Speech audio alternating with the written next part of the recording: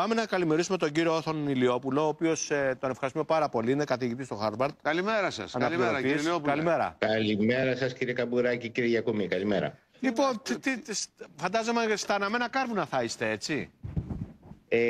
Θα έλεγα ότι είμαστε παραπάνω από τα αναμένα κάρβουνα. Είμαστε μάλλον σε μια κατάσταση πανικού και τρομοκρατίας. Το τελευταίο βήμα το οποίο έκανε η κυβέρνηση, από ό,τι ξέρετε εδώ και το ανακοινώσατε, ήταν να απαγορεύσει συγκεκριμένα στο Χάρβαρντ και μόνο στο Χάρβαρντ την εγγραφή ξένων φοιτητών καινούριων και την διακοπή εγγραφής φοιτητών προπτυχιακών και μεταπτυχιακών, οι οποίοι μπορεί να βρίσκονται στον 3ο, 4ο, 5ο χρόνο των σπουδών τους. Απαιτώντας είτε να φύγουν και να πάνε πίσω από εκεί που ήρθανε, είτε να μεταφερθούν σε άλλα πανεπιστήμια. Τώρα, μισό λεπτό. Πώς θα ζήσει οικονομικά Καταρχήν, το πανεπιστήμιο? να ρωτήσω κάτι. Εσείς πιστεύετε, εγώ νομίζω το εξής, ότι αν το Χάρβαρντ μαζέψει όλους τους νομικούς, τους κορυφαίους νομικούς που έχει βγάλει κατά καιρούς και τους βάλει να κάνουν νομικό αγώνα κατά του Τραμπ, δεν έχει καμιά ελπίδα ο Τραμπ. Δηλαδή...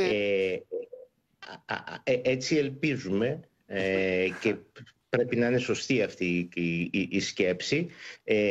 Το θέμα είναι λίγο πιο πολύπλοκο, γιατί το Χάρβαρντ καταρχήν ήδη κατέθεσε μια μήνυση εναντίον του Τραμπ για τις προηγούμενες απαιτήσεις του, να ορίσει αυτός επίτροπο στο πανεπιστήμιο, ο οποίος θα ορίζει τις προσλήψεις και θα διακινεί τα ονόματα των φοιτητών μεταξύ της κυβέρνησης και του πανεπιστημίου, δηλαδή καθαρά δικτατορικές μεθόδους. Αλλά αμέσως μετά την ανακοίνωση του μέτρου της κυβέρνησης εναντίον των ξένων φοιτητών, υπέβαλε μήνυση στα δικαστήρια και την Παρασκευή, αυτό ανακοινώθηκε Πέμπτη, την Παρασκευή απόγευμα ήδη το Federal Δικαστήριο της Μασαχουσέτης μπλόκαρε την απόφαση του Τραμπ. Η κυβέρνηση μπορεί προφανώς να εφεσιβάλει αυτό και να πάει σε ανώτερα κλιμάκια. Η μεγάλη δυσκολία και η τρομακτική πλευρά αυτής της ιστορίας είναι το γεγονός ότι παρά την απόφαση των δικαστηρίων, κάποιος θα πρέπει να εκτελέσει την απόφαση του δικαστηρίου. Και εδώ βρεθήκαμε στην τρομακτική θέση, μπροστά στα έκπληκτα μάτια μας, να δηλώνει ο πρόεδρος των ΗΠΑ στη συνέντευξή του στο CNN πριν από 3 μέρες, ότι δεν είναι σίγουρος ότι δεσμεύεται από το Σύνταγμα των ΗΠΑ. Ναι. Όχι, ότι δεν είμαι σίγουρος, λέει, δεσμεύομαι το Σύνταγμα των ΗΠΑ. Αυτά είναι πρωτάκουστα. Κύριε Ηλιόπουλε, για ποιο λόγο τώρα ο πρόεδρος δείχνει όλο αυτό το μένος εναντίον του συγκεκριμένου πανεπιστημίου? Εγώ νομίζω ότι μην ξεχνάτε ότι ο πρόεδρος των ΗΠΑ προέρχεται από την τηλεόραση, εκτός από τις κατασκευές. Είναι απορριπαντικό, είναι τι? Ναι, ήταν για πολύ καιρό ένας άνθρωπος ο οποίος δημιουργούσε εντυπώσεις στην τηλεόραση. Αυτό λοιπόν πρόκειται για μια έντονη προσπάθεια δημιουργίας μιας ιδεολογίας και αποτελεί μια συμβολική κίνηση, γιατί το Χάρβαρντ είναι από τα αρχαιότερα και τα πιο ισχυρά πανεπιστήμια, και η επίθεσή του αποτελεί ένα ακόμη κρίκο στην προσπάθειά του να έχει πλήρη έλεγχο. Όπως ανεβοκατεβάζει τις τιμές με τις ταρίφες για να έχει διαπροσωπική και ελεγχόμενη από αυτόν σχέση με οποιαδήποτε χώρα του κόσμου, έτσι προσπαθεί επίσης να διατηρήσει τις ίδιες σχέσεις, να εγκαταστήσει τις ίδιες σχέσεις και με τις βιομηχανίες της εγχώριας και με τα δικηγορικά γραφεία τα εγχώρια και με το χώρο των πανεπιστημίων. Οπότε η επίθεσή του αυτή είναι μέρος της διαδικασίας πλήρους ελέγχου, χωρίς σεβασμό σε νομικές διαδικασίες. Νομίζω ότι... Γιατί τώρα δεν είναι και το Χάρβαρντ, τώρα τι είναι? Προπύργιο του καπιταλισμού, δεν είναι και κανένα ακροαριστερό πανεπιστήμιο, ας πούμε. Φαντάσου τώρα... Όχι, αν ρωτήσετε τον πρόεδρο των ΗΠΑ. Ναι, αυτός γι' αυτόν βέβαια. Είναι εκτροφίων τρομοκρατών και ανθρώπων που συνεργάζονται με το Κομμουνιστικό Κόμμα Κίνας. Ναι, έτσι λέει. Όχι, είναι τρομερό. να σας πω, κύριε Ηλιόπουλε, επειδή μας ακούνε τώρα, ρε παιδί μου, υπάρχουν Έλληνες φοιτητές τώρα οι οποίοι σπουδάζουν εκεί. Αυτοί τώρα τι θα κάνουν πρακτικά?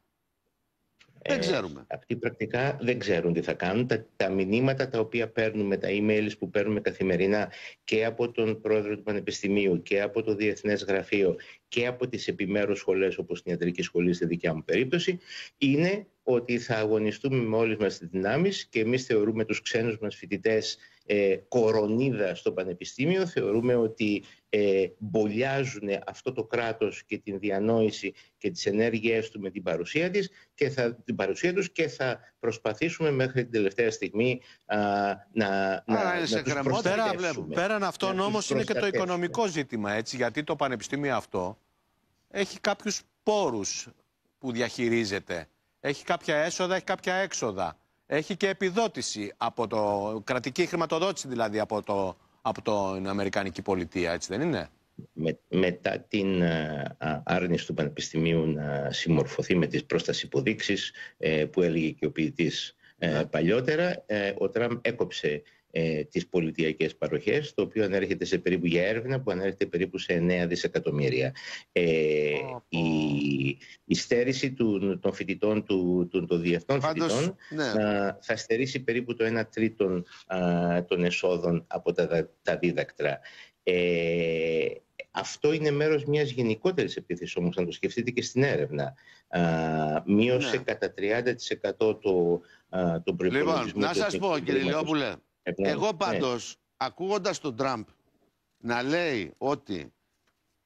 λέει ότι αυτοί που μπαίνουν στο Χάρβαρντ δεν ξέρουν αριθμητική να μετρήσουν 2 και 2 ότι κάνουν 4, ντράπηκα. Δηλαδή δεν γίνεται αυτό το πράγμα. Είναι τρομερό, δηλαδή το πιστεύω ο Αμερικανός αυτό το πράγμα που τον ακούει. Είναι αυτό που είπε τόσο ανόητος είναι δηλαδή. Ηλιόπουλος, ότι είναι προϊόν τηλεόρασης, ναι, και τα βλέπει με αυτή την προσέγγιση τα πράγματα. Ναι, ξέρετε, είναι φοβερό. Υπάρχει αυτή η γκυπελική τακτική που υπήρχε από το Δεύτερο Παγκόσμιο Πόλεμο, ότι λέγε ψέματα. Στο τέλος κάτι θα μείνει. Και μάλιστα όχι μόνο αυτό, αλλά είναι το πιο χοντρό ψέμα που θα πεις, τόσο πιο πιστευτό είναι. Να γίνει πιστευτό. Λοιπόν. Ναι, το βλέπετε μπροστά σας μπροστά μας και το ζούμε καθημερινά με τον πιο οργουλιανό τρόπο που θα μπορούσαμε να το φανταστούμε. Δεν μπορέσαμε να φανταστούμε ότι θα φτάσουμε. Καλημέρα σας κύριε Λιόπουλε. Ευχαριστούμε πολύ κύριε καθηγητά μου. Γεια σας, καλημέρα. Να είστε καλά.